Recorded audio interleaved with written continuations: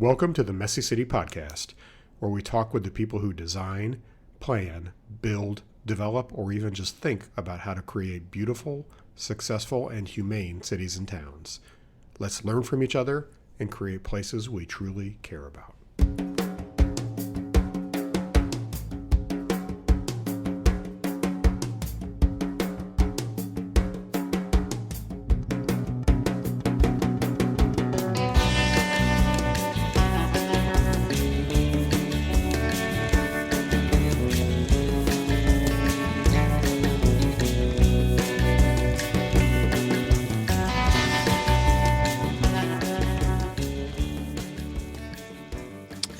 Welcome back to the Messy City Podcast. This is Kevin Klinkenberg.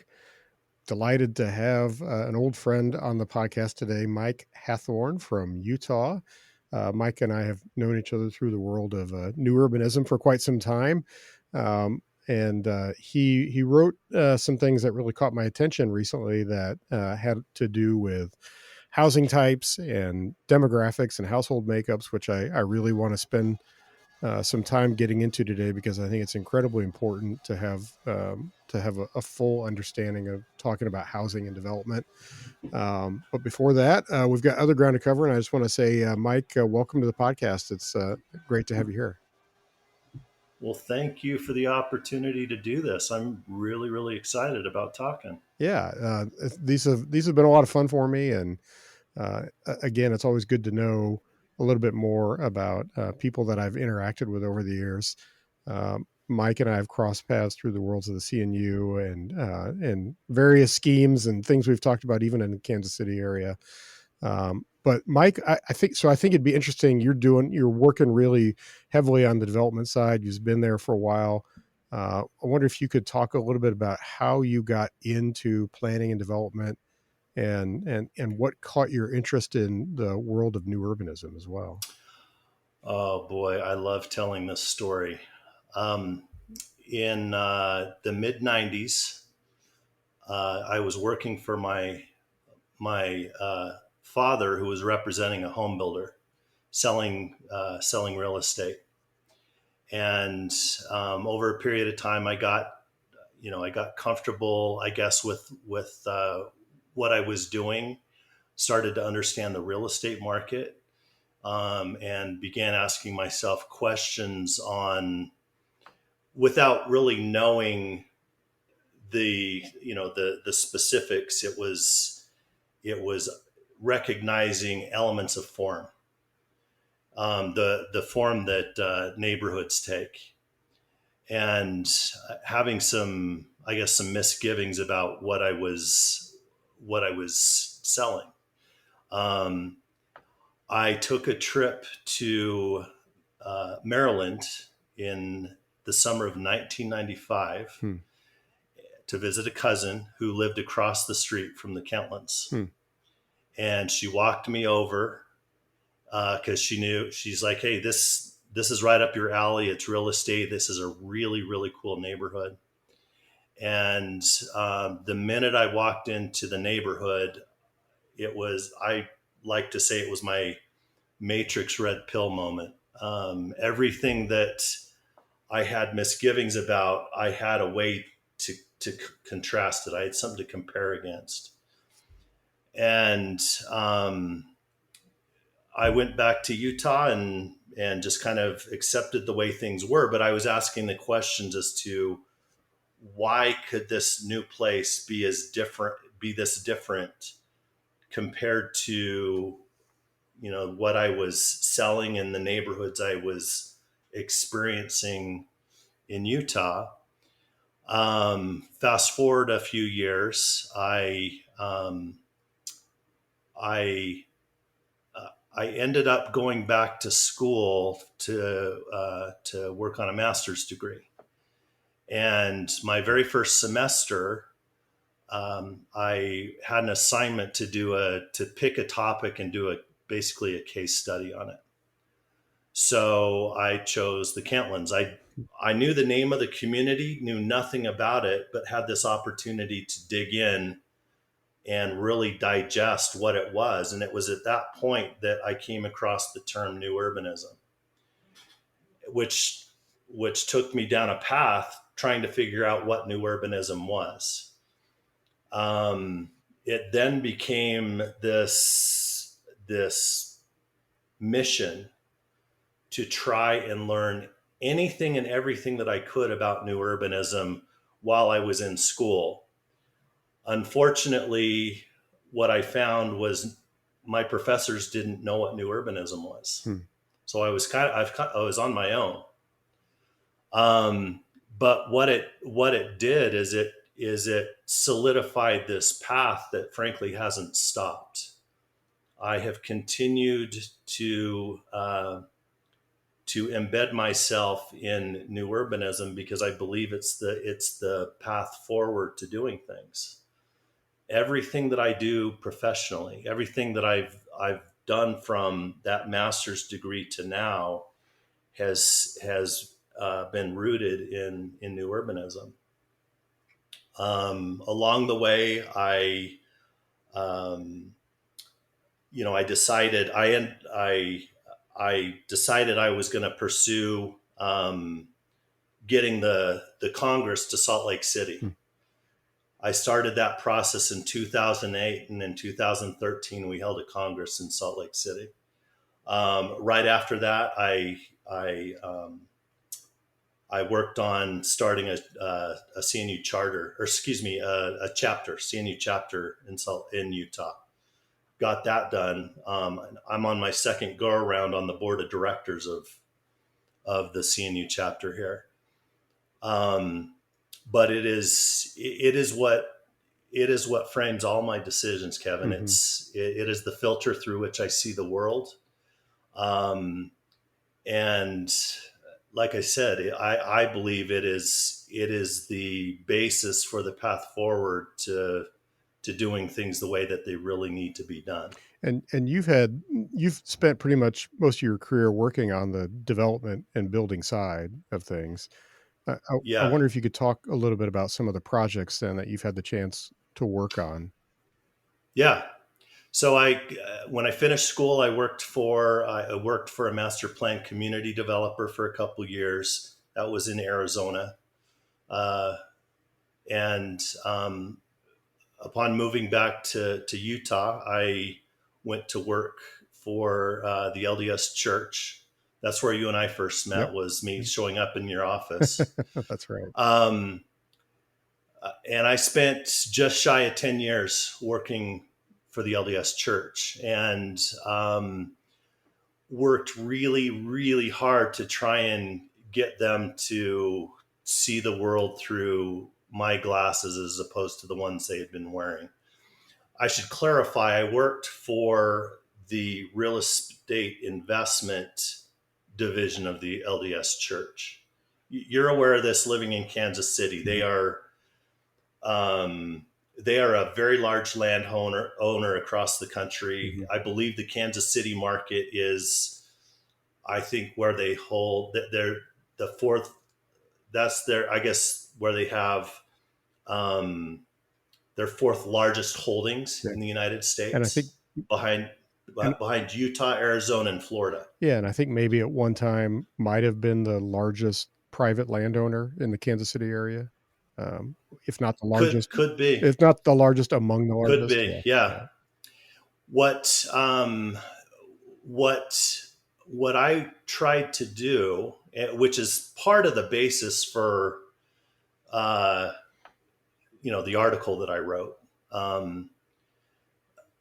What I was trying to do is help my colleagues understand this relationship that exists between housing and household types, and that when housing is more diverse, the household types are more diverse, and the more diverse the household types are, the better functioning the neighborhood is.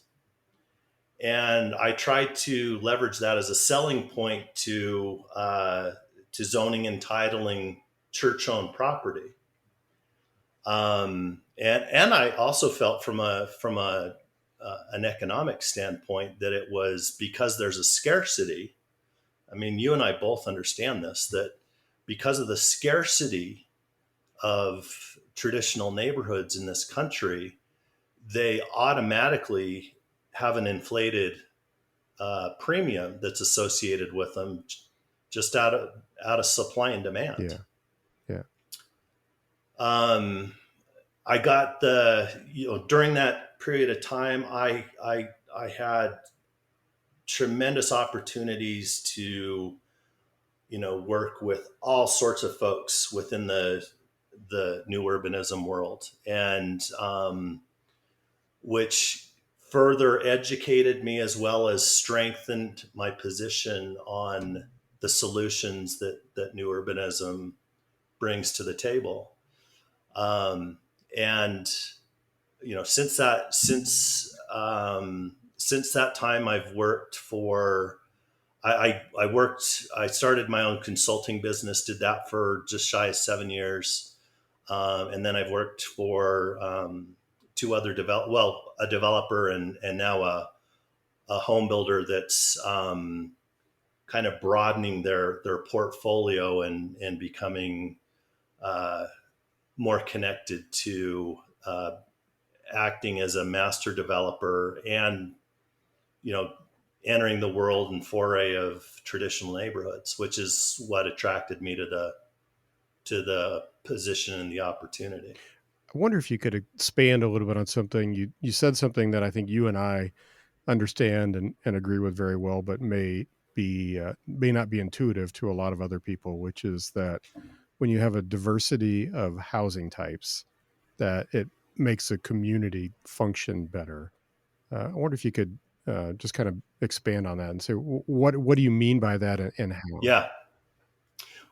Well, I'll give you kind of the summary version, and if you want, I can actually expound upon it based on a study that I did while I worked for the LDS Church. If you think of housing as a container, any building in essence is a container, and housing contains uh, households. It serves people, um, and probably since the 50s, the primary focus in terms of the housing that gets emitted has focused on single family detached residential properties that were intended to serve traditional families, married couple, you know, 2 to 4 rugrats, Hmm. we'll say, Hmm. or children. Um, what what I think within the new urbanism we understand better, because we tend to be very passionate about understanding things, is that when you look at housing and then you look at the potential for housing types that exists, and part of I think the collective understanding can come from Dan Perolich's work with the missing middle housing. Hmm. There are a multitude of historic housing types that have simply been discarded, in a sense, because zoning has outlawed them. And as we have as we have moved forward in time from the 50s to the present, the household types that are out there are far more diverse than they were in the 50s. You've got multi-generational households, you have blended families, you have single parent households, you have singles who have chosen not to get married and simply be a single person in a household. Um, you have all of these different household types that are handicapped in the market because there's not housing that serves the purpose of meeting their particular housing needs. So along the way, a lot of times they have to make compromises. They might have to overspend for housing to get into a single family detached home that is bigger than they need. Um, they may not be able to find the type of housing that maybe fits their lifestyle. One of the things, speaking for myself, the last thing I want to be doing on a Saturday is mowing a lawn. I am not a Hmm. yard work guy. I've had hay fever since I was a kid. Hmm. I go outside, my eyes swell shut. So I don't like yard work. So, but if the majority of housing available is single family detached with a large yard, guess what I'm doing on a Saturday, regardless of whether my eyes swell up or not. I'm mowing a lawn. And I've I've experienced that. I've been in that world. And it hasn't been from a lack of wanting something different. It's from a lack of not being able to find what I need.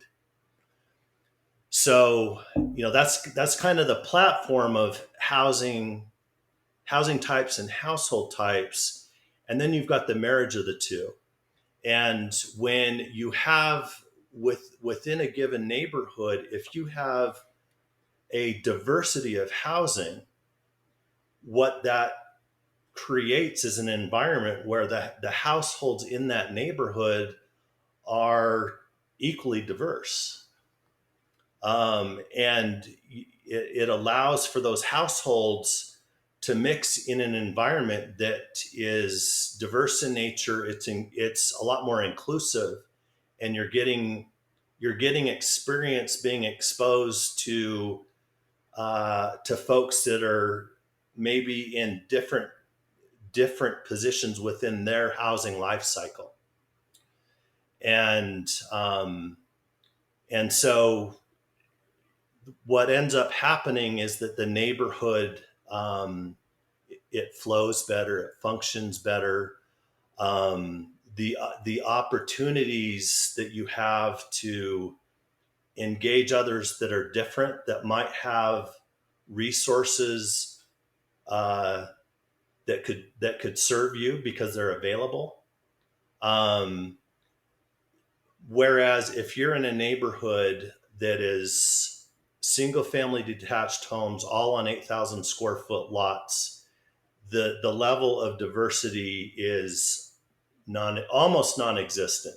There's always going to be outliers, but it's virtually non-existent because the bandwidth of the household types is going to be extremely tight. The bandwidth is going to be tight as opposed to being much broader. And in that, that you lack physical connectedness, you lack social connectedness, and you lack economic Hmm. connectedness ultimately.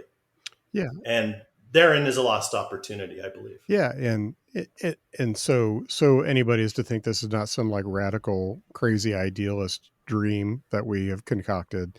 I mean, essentially, this is the way every community functioned and operated pre-zoning, really before Yeah. we ever had zoning, which was really only more or less invented about 100 years ago. Yeah. Yeah. And I mean, the proof is, to your point, Kevin, the proof is on the ground. You go into those historical neighborhoods and you will see the diversity of housing. It's not theoretical. It is actual. And the culprit for the change is zoning. Um, and for better or worse, a lot of my career has been focused on the aspect of zoning and what can be done to make those edits. Hmm. I like to talk about zoning as being the equivalent of DNA in nature. And as much as you may want to produce a platypus, if you have the DNA of a banana, it's not going to happen. So if you want a diverse neighborhood of housing, if the DNA says it's going to be homogenous, it's going to be homogenous. You you There's nothing you can do to change that. Yeah. Yeah. I think about, the neighborhood that I live in, which is one of those pre-zoning neighborhoods that was built, I would say, largely from the 1890s through the 1930s or 1920s, probably. And it's primarily single family detached houses because that was still the common type of housing built even in so-called urban communities. But across the street there's an apartment building. Around the corner there's four or five sixplex apartment buildings next to each other. There are really big houses, really, effectively mansions. There are very small houses. Um, and then around the corner is the commercial strip, which has a lot of the sort of neighborhood stores. And so, Yeah. you have the people who work in the restaurants there can live in the neighborhood, in an apartment. Uh, if that's if that's where they are and that's what they want to do, then they can live in the neighborhood and participate in neighborhood life. And then those of us who might walk around the neighborhood or go to the neighborhood park, which is right down the street, we see each other, and the different ages and family types all mix and get to know each other differently. And so, and like somebody who's down the street that has older kids, um, they can babysit those of us with little kids. Yeah. So there's this really kind of very naturally organic mixture of people. um, and it's not, and there are people there throughout the day. It's not like sort of the prototypical single family subdivision that empties out at 8 in the morning and there's nobody around. In fact, there's people around most of the day doing something and keeping an eye on the place. Yeah, and that's where the other element of this comes into play in terms of the diversity of use. Do you have the ability to take care of your daily needs within walking distance of your home? That's hard. That's extremely difficult to come by. I mean, Mhm. we've been primarily focused on residential, but the other big Rubik's cube to solve in all of this is how do you deliver daily needs within walking distance of your home for the reasons that you're bringing up, the level of activation, the ability of service workers to to be able to live close in the neighborhood that's adjacent as opposed to miles and miles away. Yeah. Yeah. So let's talk a little bit about some of those specifics of the household demographics that you've written about, because I think this Yeah. topic is super interesting. And I think the home building industry has come a long ways in understanding this the last 20 years or so. I'm not so sure the industry still really fully grasps the demographic breakdown or anybody who interacts with home building. But I wonder if you could talk a little bit about, like, what are the percentages in terms of how we think of like the standard two parents with two kids at home, like you mentioned. That's like the prototypical house type. How much has that changed over the years? Oh my goodness, it is. I was actually digging into um, some of the statistics as I was uh, prepping for us to talk. One of the statistics that, and this comes from the U.S. Census. One of the statistics that I found that's pretty stunning, when you think about what we just went through and talking about traditional family housing that has historically been tailored to traditional families. Um, in the U.S., married couples with children under the age of 18 accounted for 40.3% of households in 1970. In 2022, that percentage dropped to Hmm. 17.8. Wow.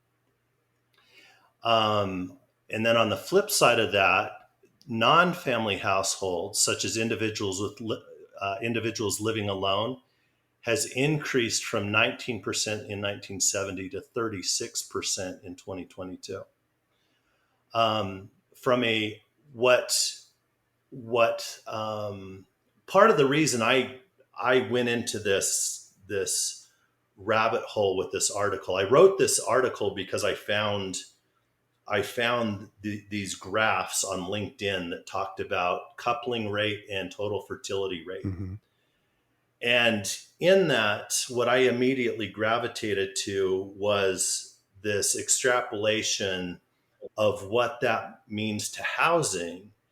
And from either a developer or a home builder's perspective of what that means in terms of market. Because ultimately, um, um, home builders and developers are very focused on revenue generation. I mean, it's a business. Building homes is a business. So you have to be able to make money. Um, but in making money, you have to understand your market. And part of what I am seeing in these changing demographic trends is that rather than one great big market, it has now been segmented into many markets. And in defense of the home builder, they are building what's allowed. It is extremely challenging for either a developer or a home builder to go down the path of creating new zoning that will allow them to deliver mixed residential neighborhoods. Yeah. If it's not in place, the likelihood of it happening is pretty slim. You have to be extremely principled Yeah. to be able to be willing to do that. And you and I both know folks like that, Mm-hmm. that they just out of sheer will, they made it happen. Greg Whitaker Mm-hmm. is an example of that with Newtown. Yep. Vince Graham is another one Yep. that comes to mind for me Yeah. personally. One of my Um, first clients, David Gale, the same way, just very principled. And then you also, not just the principles, but you've got to have at least enough patience and capital and to capital. Yep. endure all the expense that comes with changing the regulations and the time, Yeah. which is a long time. Yep. Yep. Time is an investment in this as well. But if we think ideally, which is dangerous to do because not everything can be ideal, but if putting on the rosy glasses for a minute, if you look at the changes in household types over the past, we'll say the past 50 years, going back to 1970, where these statistics were. Um, each one of those household types is a different buyer segment. And is there risk in trying to tailor to each one of those? Yeah, there is. But collectively, you can hedge your bet in terms of the delivery of housing types that will stratify between household types. Because ultimately, what we need to provide is better choice. That's one of the big things. One of the other things we have to deliver in terms of choice is we have to be able to mix those residential housing types. Because if we, let's say we can, and this is out there today. Um, Cities and home builders have gotten wise to the need to deliver single family detached homes on smaller lots, which will attract a different kind of buyer, different household type. But zoning requires you to deliver it in mass. And when you deliver it in mass, you're segregating. The last form of legal segregation in this country, economic segregation. We'll put the Dollar General people over here, the Walmart people over here, Target people here, Nordstrom's people here.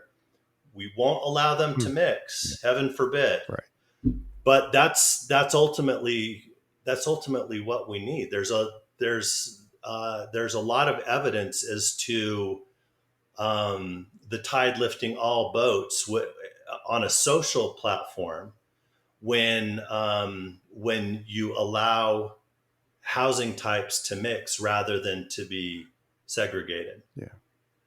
Um, there was there was a there was an article that I found, a New York Times article that I found a few years ago, that talked about a study that Facebook did in regards to individuals' ability to have relationships with folks that were higher up the economic ladder than they were, and the things that were getting in their way to being able to do that. And the big one is proximity. Proximity gets solved if you allow the small apartment building, not in mass, just the small apartment building like you have in Mhm. your neighborhood, and allow those folks the opportunity to engage with people on the same street that they might not otherwise have access to. I lived this. I had a project that I was working on. I wanted to get update, like real time aerial photography, to meet some of the objectives of this project. This is like 10 years ago. And I had a neighbor three doors down from me, that he could have lived anywhere along the Wasatch Front. Very wealthy guy, but he chose to live in a mixed residential neighborhood.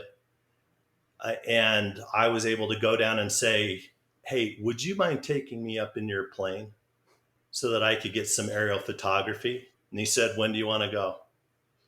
Um, in any other situation, I wouldn't have had access to this man. But because, he chose to live in a neighborhood, he's a Nordstrom guy. I'm a Target guy, and we live on the same street. And I was able to go up in his plane, get very airsick, but I got my photos. It was tremendous. So I think another aspect of your post that interested me, Mike, was you kind of relating the nationwide topic and demographics to Utah, because I think the first assumption a lot of people would make is, well, God, Mike, you're in Utah. You've got that big Mormon population. Everybody knows the Mormons have a ton of kids, right? So this can't possibly. Yeah. You must be totally different. You must have a very different set of issues there. And so what did you find? Oh my goodness, that gets thrown at me all the time. When you talk about things generally, I've been in city council meeting, and it's like, well, hey, we're different. We're not like those yokels in California or those yokels back east. We're Utah. We're primarily Hmm. LDS. Um, I dug into the statistics, both fertility as well as coupling rate. The fertility rate one is interesting because, to your point, everybody assumes Mormons have huge families, which historically is accurate. Um, what I found, in 1970, so if you understand the statistic of total fertility rate, there's a line of sustainability at 2.1, where births are basically in equilibrium with deaths, and Hmm. so Yeah. you're able to sustain population. 1970, the total fertility rate in Utah was 4.3. Wow. Um, in 2018, Utah dropped below the 2.1 Wow. at 1.99, and as of 2023, it was 1.8. That's amazing.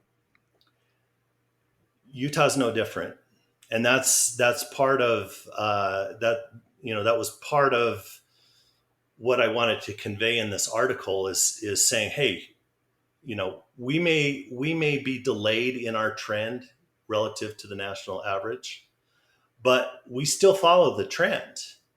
We are not that different. Yeah. So let's push that aside, and let's look at the solutions that we need to address our needs. And frankly, the opportunity that we have in Utah is being able to look at things nationally, see what's been done, and because there is a little bit of a delay, depending on who you talk to, it they say it's roughly around maybe 10 years.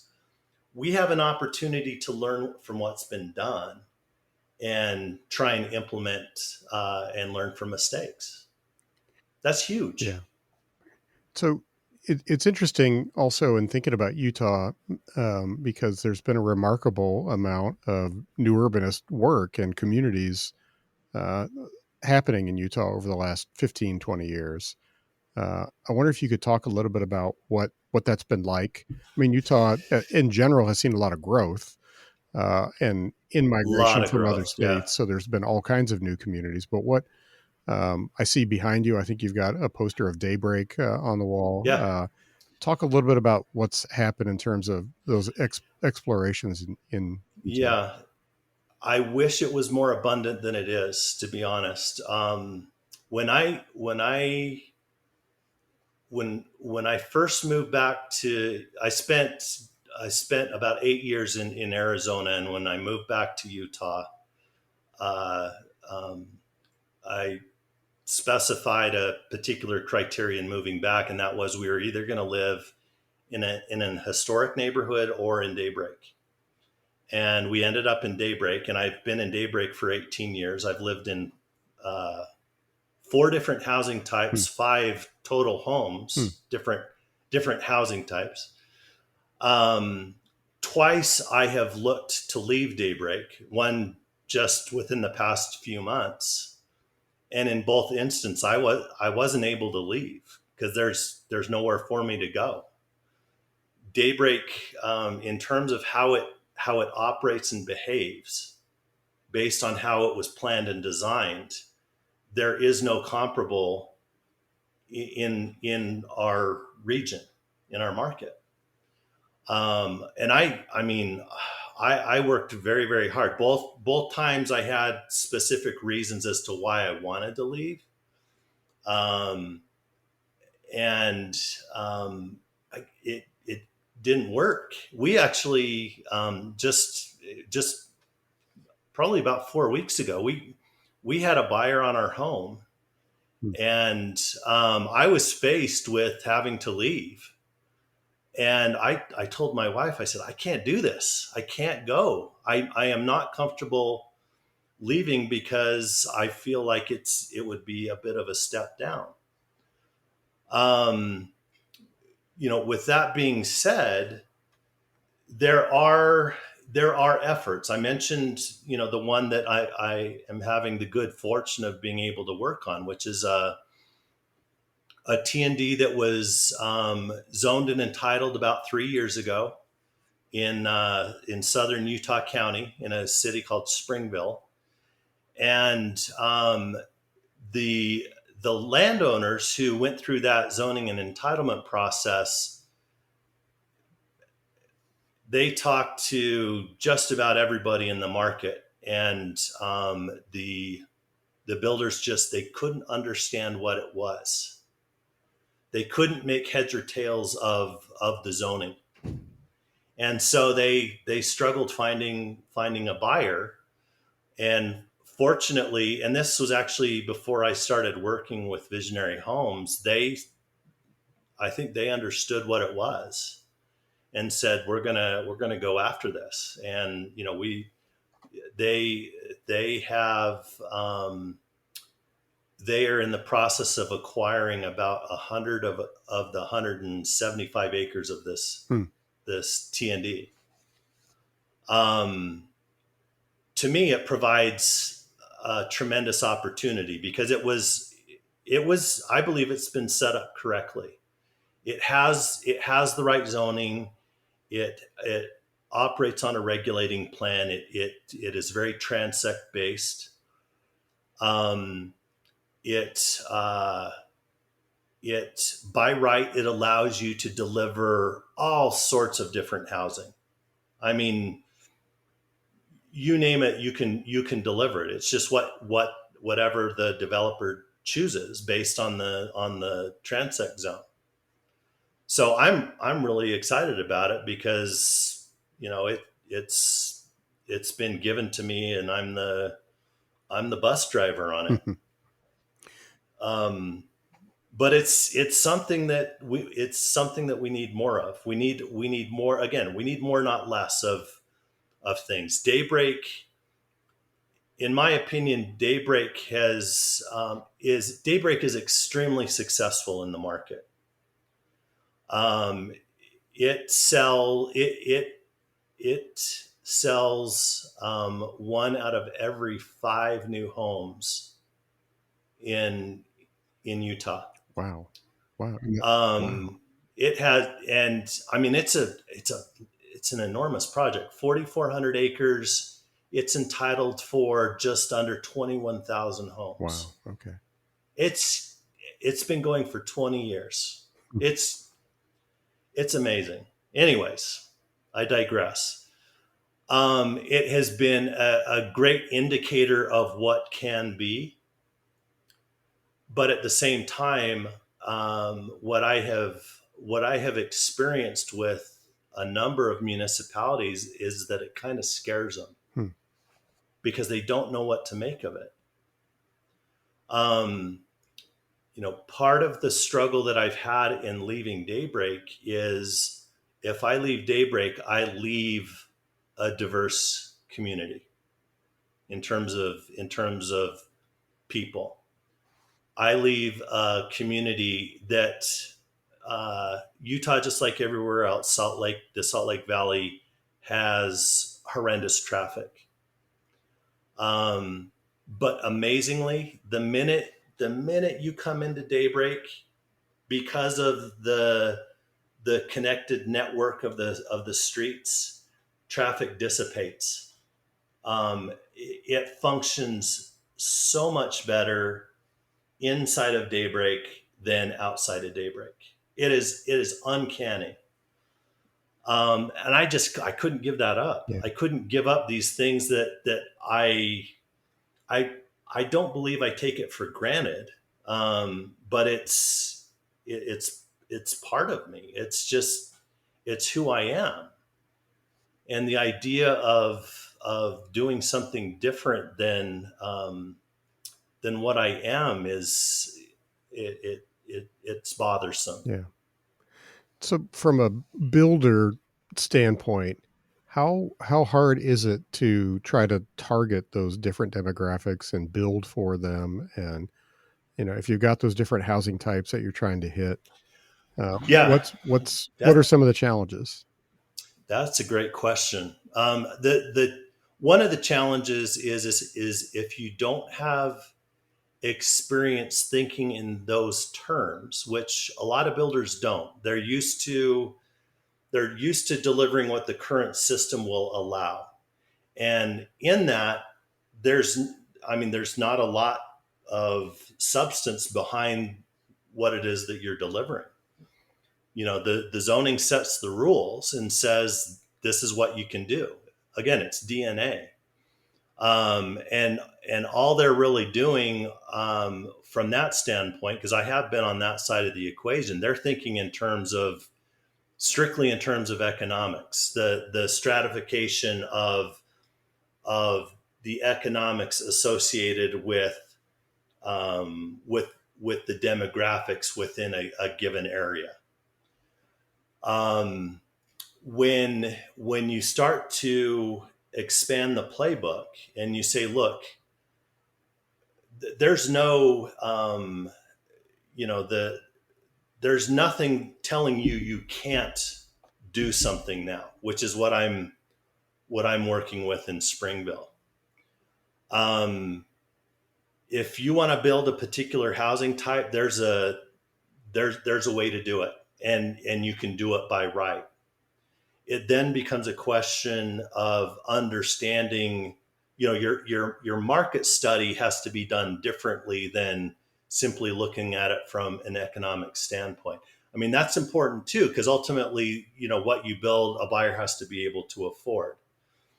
But there's another layer to it in terms of understanding what the stratification of those household types are, and understanding how much, in terms of quantity, what percentage of a given household type exists within your marketplace, and then basically just making a commitment and saying, hey, we have an opportunity to deliver X amount of this particular housing type, and we can do that in a conservative fashion, knowing that it's going to sell, because there's enough market share that this is going to appeal to. Um, not all not all companies that do market analytics are equipped to do that. So that's another challenge, is you've got to find the right partner that will be able to look at things in that way. Because again, it's not that the builders don't do these market surveys. It's just they're doing it within the context of what the market allows you to do today. And you can take a very shotgun approach to that and still be successful. And then when you're in a marketplace like we have today, where housing is constrained, it makes it even easier to not miss. But the opportunity in doing the right thing is a lot more present when you have the right partner to do the right analysis. Policy's not getting in your way. The zoning allows you the ability to deliver almost anything that you want to deliver in the quantity that you want to deliver it. And then allowing the market to weigh in and help maneuver through the changes. So, I mean, it kind of leads me to like a brass tacks question that I'd be interested to get your take on. Because Yeah. then sort of boots on the ground, what a lot of builders, lenders, realtors would tell you is that like you just can't build, if you're going to build a new house for somebody, it's got to be at least 3, if not 4 bedrooms. Um, I mean, 4 bedrooms actually pretty much standard nowadays. Yeah. Um, Yeah. so uh, so then how do you approach that question of, well, do you think there's a market to just build 1 bedroom or 2 bedroom units based on what you're talking about with the different housing types or the different Yes. demographics? Yeah. And that's where understanding the nature of the different household types is so critical. That statistic that I mentioned earlier. Let me find it again really quick. Non-family households, such as those with individuals living alone, has increased from 19% in 1970 to 36% Mm-hmm. today. 36% that's a pretty good That's a market big number. Yeah. that would say, look, we can strategically and conservatively commit to building X number of 1 bedroom, X number of 2 bedroom, and we're going to be okay. And then when you have the ability to adjust from phase to phase or village to village, plat to plat, to adjust those mixes, you find that there's an even higher demand for 1 or 2 bedroom. You can deliver those. I had the good fortune. It was 2010, I believe. I got to spend 3 days in Newtown Mm, and got to tour with Tim Bussey, sure. and then I got to sit down with Greg Whitaker over lunch and Q&A, which was incredible. And one of the things that we asked Greg was, how do you track what's going on within the community to know what it is that you need to deliver?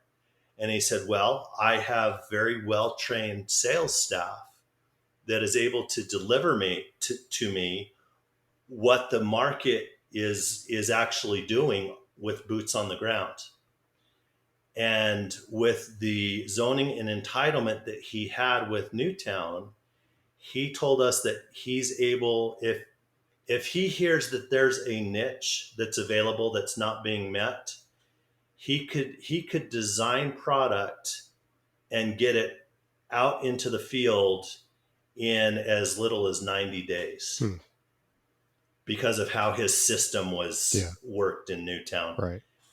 And I mean that made a tremendous impression on me. Yeah. Because ultimately, again, it's a business. You have to accept that this isn't about altruism. It's, altruistically, you could do anything you want in building a neighborhood, but at the end of the day, it's a business. But what we ultimately know about business is if there's a market for it, um, then it should be provided for. Yeah.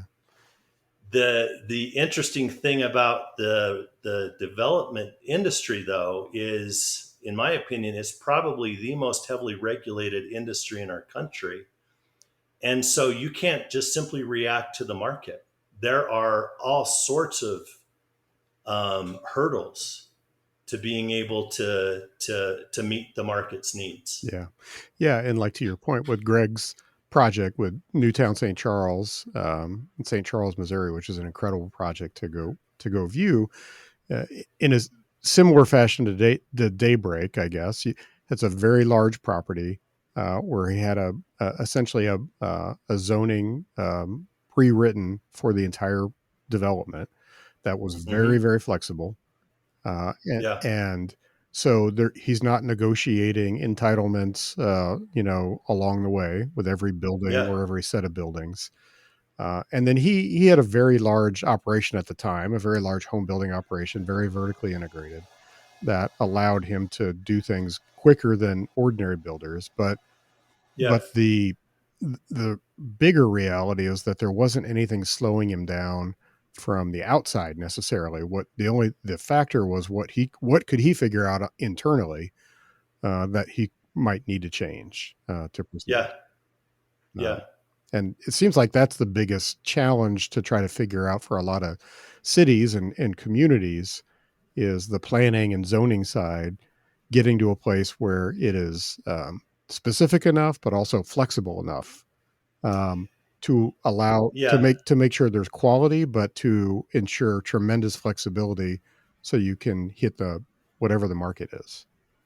Yeah, that's a huge challenge because what government wants is certainty, and what the developer wants is flexibility.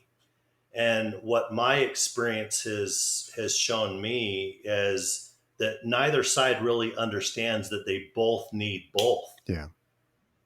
Um, and that's hard to it's hard to get. Daybreak is something that its zoning is such and its entitlement is such that I don't know that we will ever see anything like it in our market again. I believe personally that its entitlement and zoning is a unicorn Hmm. that will never again, and I don't like using absolutes, but never again be able to be done again, which is unfortunate because our market needs to uh, our market needs to change in a way that becomes more daybreak like than not. Um, we've had in this market, we have had Envision Utah telling us since the 90s what we need to do in terms of managing our growth, and that the pattern for growth needs to be daybreak like rather than suburban output. And yet when you look up and down the Wasatch Front, we're more suburban than Daybreak. Yeah. Yeah. That is a very common story, unfortunately. Yeah, So, and yeah, it's part of where we are in a lot of these things that there's so much of this first or second wave of new urbanism that was kind of breaking the mold and trying to understand things and put together an alternative. But there's really nowhere where that's scaled beyond the occasional project that seems to do really well. yeah, which is really unfortunate because that's what puts it out of Yeah. reach for most people. Yeah. And then You it quickly gets the sort of moniker of it being like an expensive community that it's it's not something that like normal people can imagine themselves living in. Yeah, yeah. It seemed, yeah. It's for those folks. It's out of reach for it's out of reach for us Target folks. Hmm. It's only for the Nordstrom's Yeah. folks. Yeah. And yet that's not how it starts. It's just that the market weighs in and with votes and says this is what we want, but out of scarcity, there then a premium is then assigned to the community and becomes out of reach for those that it probably needs to be serving. Yeah. Yeah.